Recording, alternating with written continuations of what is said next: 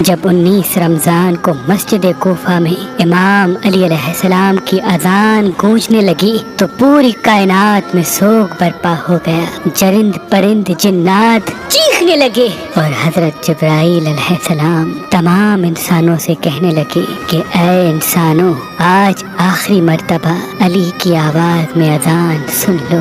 مولا علی علیہ السلام اذان دے کے مصلی عبادت پہ آئے، اللہ کی عبادت کر رہے تھے۔ جیسے ہی آپ نے سجدہ کیا تو عبد الرحمن ابن ملجم زہر سے ڈوبی ہوئی تلوار امام علی علیہ السلام کے سر پہ دے مارتا ہے۔ بس مسجد کوفہ میں قیامت برپا ہو گئی۔ تمام چاہنے والے سر پیٹنے لگے۔ امام علی علیہ السلام کا مصلی خون سے رنگین ہو گیا۔ آپ کے سر کا خون آپ کے چہرے اور داڑھی پہ آ لگا۔ کچھ چاہنے والے اس ملعون کو ڈھونڈنے لگے جس نے مولا علی کو ضرب ماری، تو کچھ مولا علی علیہ السلام کے سر کا خون صاف کرنے لگے۔ اتنی دیر میں امام علی علیہ السلام نے فرمایا، اے حسن، یہ نماز فجر کا وقت ہے، پہلے نماز مکمل کرواؤ، اس کے بعد مجھے دیکھنا۔ امام حسن علیہ السلام نے نماز پڑھائی اور مسجد میں موجود تمام مسلمانوں نے نماز پڑھی۔ جیسے ہی نماز ختم ہوئی تو عبد الرحمن ابن ملجم جس نے مولا علی علیہ السلام کے سر پہ وار کیا تھا، اس کو پکڑ کے امام کی خدمت میں لایا گیا اور کچھ چاہنے والے شہد کا شربت بنا کے پاس لے کے آئے۔ جیسے ہی امام علی علیہ السلام نے اپنے قاتل کے چہرے پہ خوف دیکھا تو اپنے چاہنے والوں سے فرمانے لگے کہ اس شربت کی مجھے نہیں بلکہ میرے قاتل کو ضرورت ہے، یہ شربت اسے پلا دو، اور دیکھو اس نے مجھ پہ ایک وار کیا ہے، اس پہ بھی ایک ہی وار کرنا، اور اگر یہ زندہ بچ جائے تو اسے آزاد کر دینا۔ دیکھو اگر یہ اس وار سے مر جائے تو اس کے جسم کے اعضاء نہ کاٹنا، کیونکہ میں نے اللہ کے رسول سے سنا کہ اللہ کے نزدیک سب سے بدترین انسان وہ ہے جو مرے ہوئے انسان کے جسم کے حصے کاٹتا ہے۔ بس آپ یہ فرمانے لگے اور تمام چاہنے والے آپ کے عدل و انصاف کو دیکھ کے رونے لگے۔ پھر آپ فرماتے ہیں، حسن، حسین، عباس، چلو مجھے اپنے گھر لے کے چلو۔ آپ اپنے بیٹوں کے سہارے سے جیسے ہی گھر کے قریب پہنچتے ہیں تو فرماتے ہیں، عباس، سب چاہنے والوں کو کہو کہ واپس اپنے گھر چلے جائیں۔ تو کسی نے عرض کیا، یا امیر المومنین، یہ سب آپ کے چاہنے والے ہیں، اس حالت میں آپ کو کیسے چھوڑ کے چلے جائیں؟ امام علی علیہ السلام نے فرمایا، کیونکہ میرے ضربت کی خبر مجھ سے پہلے میرے گھر پہنچ چکی ہے اور میری بیٹیاں زور زور سے رو رہی ہے۔ میں نہیں چاہتا کہ میری بیٹیوں کا آواز میرے چاہنے والوں کے کانوں تک پہنچے۔ بس تمام چاہنے والے وہیں رک گئے اور امام علی علیہ السلام گھر تشریف لاتے ہیں۔ تمام بیبیاں روتی ہیں، امام علی علیہ السلام کو دیکھ کے فریاد بلند کرتی ہیں، اور امام علی علیہ السلام سب کو دلاسا دیتے ہیں کہ مجھ سے میرے بھائی اللہ کے رسول حضرت محمد مصطفیٰ صلی اللہ علیہ وآلہ وسلم پہلے ہی فرما چکے تھے کہ اے علی، میری امت تجھے رمضان کے مہینے میں مسجد میں ضرب مارے گی اور تیرے سر کے خون سے تیری داڑھی سرخ ہو جائے گی۔ یہ وقت صبر کا ہے۔ آپ کو بستر پہ لٹایا گیا۔ تاریخ نے لکھا، جیسے ہی طبیب نے امام علی علیہ السلام کو دیکھا تو وہ چیخ کے رونے لگا اور فرمانے لگا کہ وہ ضرب زہر میں ڈوبی ہوئی تھی اور زہر مولا علی کے پورے جسم میں پھیل چکا ہے، جتنا ہو سکے آپ ان کو دودھ پلائے۔ بس جیسے ہی یہ خبر کوفے کی گلیوں تک پہنچی تو کوفے کے یتیم بچے اپنے اپنے حصے کا دودھ لیے امام علی علیہ السلام کے گھر پہ آتے ہیں اور بآواز بلند کہتے ہیں، یا حسن، یہ ہمارے حصے کا دودھ ہمارے مولا کو پلائیں، ہم ایک مرتبہ یتیم ہو چکے ہیں، دوسری مرتبہ یتیم نہیں ہونا چاہتے۔ امام علی علیہ السلام بستر شہادت پہ بھی مسلسل اللہ کا ذکر کرتے رہے۔ بس جیسے ہی 19 کا دن ختم ہوا، 20 رمضان کی رات آئی، آپ فرمانے لگے کہ اب میرے حجرے میں کوئی بھی نہ آئے، کیونکہ پوری دنیا کے جنات و فرشتے مجھ سے ملنے آ رہے ہیں۔ اور پھر جیسے ہی 20 رمضان کا سورج طلوع ہوا تو آپ امام حسن سے فرمانے لگے، اے حسن، جاؤ میرے تمام چاہنے والوں سے کہو کہ اپنے امام کا آخری دیدار کر لیں۔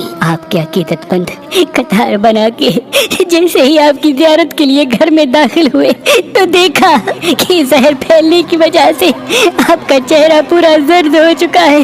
سب چیخ کے رونے لگے۔ امام علی علیہ السلام فرمانے لگے، پوچھو جو پوچھنا چاہتے ہو، کیونکہ میں علی زمین کے رستوں سے زیادہ آسمانوں کے رستے جانتا ہوں۔ پوچھ لو، جب تم مجھے اپنی آنکھوں سے نہیں دیکھو گے تو پچھتاؤ گے کہ کاش کچھ اور پوچھ لیتے۔ کسی عقیدت مند نے سوال کیا، کسی نے جواب لیا، کوئی زیارت کرتا رہا۔ بس جیسے ہی عقیدت مند جانے لگے، امام علی علیہ السلام نے فرمایا، حسن میرے پورے خاندان کو میرے حجرے میں لے کے آؤ۔ امام علی علیہ السلام نے وصیتیں کی اور فرمایا، اب اس خاندان کا وارث میرا بڑا بیٹا حسن ہے، جو یہ کہے اسے ماننا۔ اور امام حسن سے فرمانے لگے، اے حسن، جتنا ہو سکے اپنی زبان و کردار سے محبت اور امن کا پیغام دیتے رہنا۔ اپنے نانا کی صلح حدیبیہ کو یاد رکھنا، کوشش کرنا کہ مسلمان کا دشمن نہ بنے اور تقویٰ سے دور نہ ہونا۔ اگر دنیا تمہارے قریب آئے بھی تب بھی اسے دل نہ لگانا۔ دنیاوی چیز نہ ملنے پر کبھی افسوس نہ کرنا، ہمیشہ حق بات کہنا، مظلوم کی مدد کرتے رہنا۔ حسن، حسین، جہاں تک ہو سکے میرے اس پیغام کو ہر ایک تک پہنچانا کہ اپنے کام ذمہ داری سے کرتے رہیں اور اپنے درمیان تعلقات کو اچھا بنائے رکھیں، کیونکہ میں نے تمہارے نانا حضرت محمد مصطفیٰ صلی اللہ علیہ وآلہ وسلم سے سنا ہے کہ لوگوں کے بیچ میں صلح کروانا ہزاروں سالوں کے روزہ نماز سے بہتر ہے، اور یتیموں کے بارے میں اللہ سے ڈرتے رہنا کہ کبھی وہ بھوکے نہ رہیں، اور پڑوس میں رہنے والوں کا خیال رکھنا، کیونکہ اللہ کے رسول پڑوسیوں کے بارے میں بار بار اتنی نصیحت کرتے کہ لوگ سمجھنے لگتے کہ شاید اللہ کے محبوب ان کو ہمارا وارث بھی بنانے والے ہیں، اور قرآن کو سمجھنے اور اس پہ عمل کرنے میں دیر نہ کرنا۔ ایسا نہ ہو کہ دوسرے قرآن کو سمجھ کے تم پہ حکومت کرنے لگے۔ نماز کے بارے میں اللہ سے ڈرتے رہنا، کیونکہ وہ تمہارے دین کا ستون ہے، اور اللہ کے گھر کی حفاظت کرنا، کیونکہ وہ تمہاری پہچان ہے۔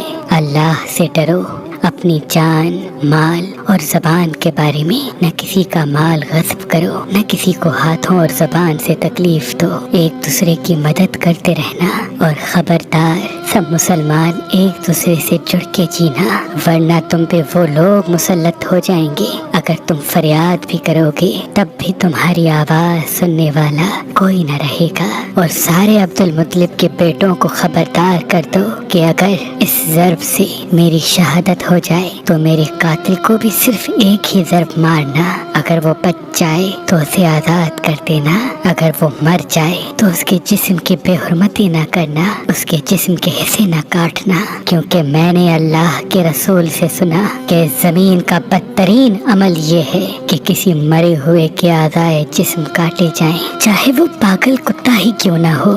حسن، میرے جنازے میں کسی کو شریک نہ کرنا، پیچھے سے حسن و حسین تم اٹھانا، آگے سے جبرائیل و میکائیل اٹھائیں گے، اور اس کو ایک اوٹھنی پہ رکھ دینا، جہاں وہ اوٹھنی رکے گی وہاں میری قبر بنی ہوئی ہوگی، اور میری قبر کا کسی انسان کو نہ بتانا، کیونکہ اللہ کے دین کے دشمن یہ چاہیں گے کہ میری قبر کھود کے میرے جسم کی بے حرمتی کریں۔ پھر آپ حضرت عباس کو دیکھ کے فرمانے لگے، اے عباس، تم کو میں نے کربلا کے لیے اللہ سے مانگا ہے، آج سے حسین تمہارا آقا ہے، ان کی غلام بن کے جینا۔ پھر امام حسین کو دیکھا اور رو کے فرمانے لگے، اے حسین، تیری شہادت کی خبر تیرے نانا نے تیری آمد کے وقت ہی سنا دی تھی، تجھے 3 دن کا بھوکا پیاسا کر کے کربلا کے میدان میں شہید کیا جائے گا، تیرے بچوں کو، ساتھیوں کو بے دردی سے مارا جائے گا۔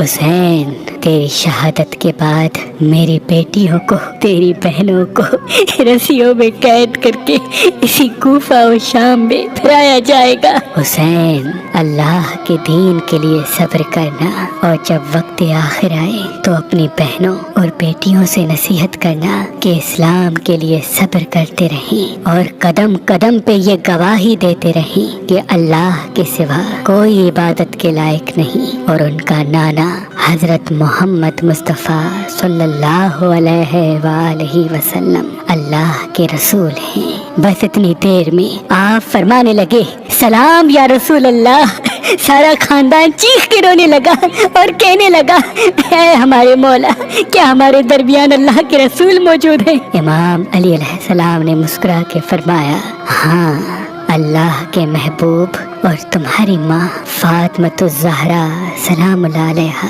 मुझे लेने आए हैं। बस पूरा घर ज़ारो कतार रोने लगा और यूं इमाम अली अलैहिस्सलाम ने अपनी आंखें बंद कर ली। आपकी वसीयत पे अमल करते हुए आपके जनाजे में किसी को भी शरीक नहीं किया गया। पीछे से हसन और हुसैन ने उठाया तो आगे से वो जनाजा खुद ब खुद उठने लगा और एक नूरानी ऊँटनी ज़ाहिर हुई। जनाजे को उस पर रखा और वो कूफे से बाहर चलती गई। एक वीरान जगह पे जा रुकी जहाँ एक चमकदार पत्थर था। जैसे ही इमाम हसन हुसैन ने उस पत्थर को हटाया तो उस पत्थर के नीचे एक कब्र बनी हुई थी और उस पे लिखा हुआ था कि ये कब्र अल्लाह के नबी नूह नजीउल्लाह ने बनाई है। अल्लाह के वली अली इब्ने अबी तालिब अलैहिस्सलाम।